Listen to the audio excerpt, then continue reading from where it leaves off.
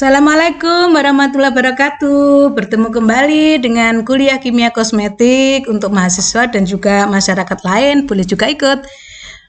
Mari kita bahas tentang formula kosmetik. Ini masuk dalam bab 2 kimia kosmetik ya, karena pada umumnya adalah mata kuliah kosmetologi. Ini sudah saya bagi menjadi 2 bagian. Yang bab pertama itu tentang aplikasi dan sebagainya kosmetik ya, bukan wilayahnya mahasiswa kimia. Nah, kita semua adalah mahasiswa kimia, jadi kita masuk ke area kimia kosmetik saja. Oke? Mari kita lanjut. Ini adalah dasar hukum yang mendasari bagaimana kosmetik itu kita buat ya. Keputusan Kepala Badan Pengawas Obat dan Makanan Republik Indonesia nomor HK 0005438870. Nanti dihafal ya, karena hanya ini satu-satunya landasan hukum yang perlu kalian ketahui tentang pedoman cara pembuatan kosmetik yang baik. Kepala Badan Pengawas Obat dan Makanan, agar nanti kalian dalam membuat kosmetik tidak melanggar aturan-aturan yang ada. Dan memang tidak akan saya bahas lebih lanjut di sini, tapi kalian harus mencari landasan hukum ini dan membacanya, memahaminya, dan nanti mencoba detail per detail dari pasal-pasalnya dipelajari. Oke, kita lanjut saja. Sedikit tentang apa yang ada di dalam peraturan tersebut, bahwa kosmetik merupakan suatu produk yang pada saat ini sudah sangat dibutuhkan oleh masyarakat, bahkan mengalahkan makanan ya. Ayo, ada enggak yang merasa kosmetik lebih penting dari sarapan? Nah, itu ya. Bahwa untuk melindungi masyarakat terhadap hal-hal yang dapat merugikan kesehatan, maka perlu dicegah beredarnya kosmetik yang tidak memenuhi persyaratan mutu, keamanan dan kemanfaatan. Banyak kan di antara kita kosmetik-kosmetik yang awalnya wow menggiurkan ya, wajahnya bling-bling putih, senang kan yang dengan putih-putih, tapi setelah itu siapa yang bertanggung jawab terhadap kerusakan-kerusakan yang ditimbulkannya? Nah, inilah penting sekali Balai POM itu mengawasi kosmetik yang beredar di masyarakat. Nomor C, bahwa agar produksi kosmetik dalam negeri dapat tetap memiliki daya saing di tingkat internasional, khususnya AFTA ya, ini asosiasi ya, maka perlu adanya peningkatan mutu, keamanan, dan kemanfaatan kosmetik produksi dalam negeri.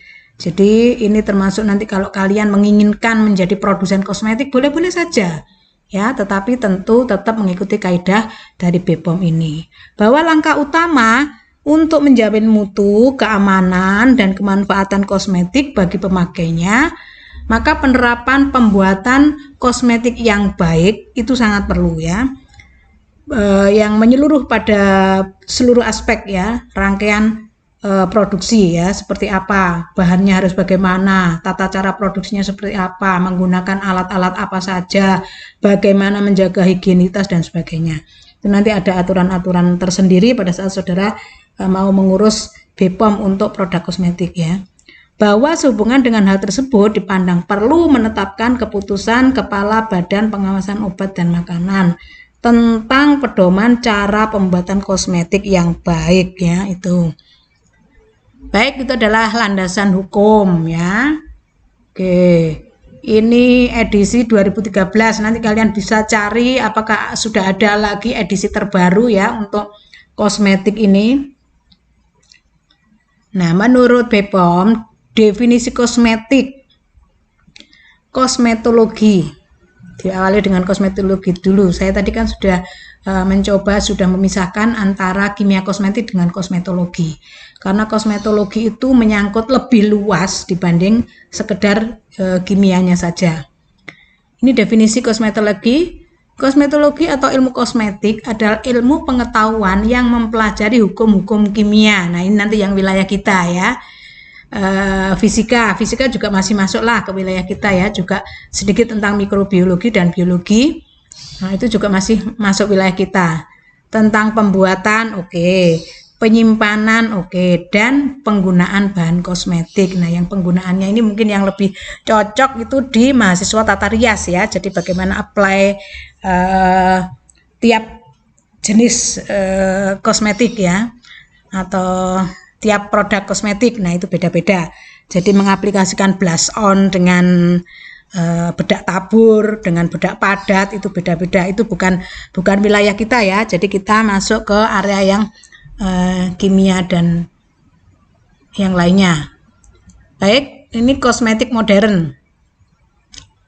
Perkembangan ilmu kosmetik serta industrinya baru dimulai secara besar-besaran pada abad ke-20 dan kosmetik menjadi salah satu bagian dari dunia usaha.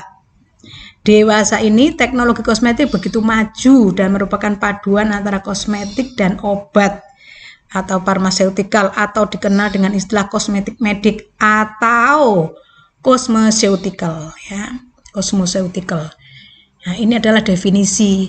Lalu kapan sih persisnya antara kosmetik tradisional yang lama dengan yang modern itu, dan apakah itu berbeda sih antara kosmetik modern dengan kosmetik lama? Sesungguhnya tidak demikian juga, karena pada dasarnya perkembangan kosmetik modern itu juga berasal dari kosmetik tradisional. Ya, kalau kosmetik tradisional masih menggunakan bahan-bahan tradisional, bahan-bahan alam dan sebagainya. Lalu kalau kosmetik modern ya tentu bahan-bahannya sudah mulai ada yang disintesis di pabrik ya, disintesis di industri. Nah, seperti itu. Dan juga selain bahan-bahannya tentu juga prosesnya. Kalau prosesnya tradisional pakai digebuk-gebuk ya, dideplok-deplok ya, diulek-ulek ya, itu masuk kriteria yang tradisional. Tapi begitu sudah masuk ke teknologi formulasi ya, di situ melibatkan penggunaan peralatan-peralatan modern yang lebih higienis ya. Nah, itu masuk ke area kosmetik modern. Terlebih lagi kosmetik tradisional, kosmetik lama itu definisinya itu tidak sampai masuk atau meresap ke dalam sistem metabolisme tubuh. Jadi kosmetik itu ya hanya di luar itu ya, itu definisi lama ya, definisi lama, belum masuk ke kosmetik modern. Nah, setelah orang merasakan ada loh efek kosmetik itu, kulit saya lo tambah halus, kulit saya lo tambah putih. Nah, orang mulai mempelajari interaksi antara kosmetik dengan apa yang ada di balik kulit kita ya. Beberapa interaksi awalnya interaksi fisik ya kan. Nah, di pelajaran kimia sendiri kan ada ikatan van der Waals. Nah, masih ingat enggak? Nah, itu berarti kan ada memulai dari sekedar ikatan fisik saja, terus selanjutnya terjadi interaksi kimiawi. Nah, disitulah maka lalu kosmetik ini harus dipelajari ya, harus dipelajari secara keilmuannya, karena ternyata ada interaksi, meskipun diawali dari fisik, ternyata ada interaksi kimiawi antara bahan-bahan kosmetik dengan sistem metabolisme yang ada di area-area kulit ya. Berarti di situ kosmetik ternyata masuk ke pori-pori. Begitu masuk ke pori-pori, di sana ada banyak organel-organel ya, kecil ya, bisa juga ketemu dengan kapiler-kapiler darah ya. Nah, lalu tidak hanya di area itu saja, ternyata juga bisa masuk ke seluruh organ-organ tubuh yang lain mengikuti sirkulasi darah. Nah, dengan demikian harus dipikirkan, apakah semua kosmetik bikin halus, bikin kulit menjadi sehat. Nah, ada enggak yang kira-kira nanti justru akan merugikan setelah masuk ke dalam sirkulasi darah ya, bertemu dengan beberapa organ tubuh kita. Nah, seperti itu. Nah, itulah yang akhirnya sudah kita kenal ada yang namanya pharmaceutical atau cosmeceutical ya, atau kosmetik medik. Nah, berarti kosmetik tapi hubungannya ada memiliki hubungan dengan medis. Ya, berarti ada efek medis dari penggunaan kosmetik itu.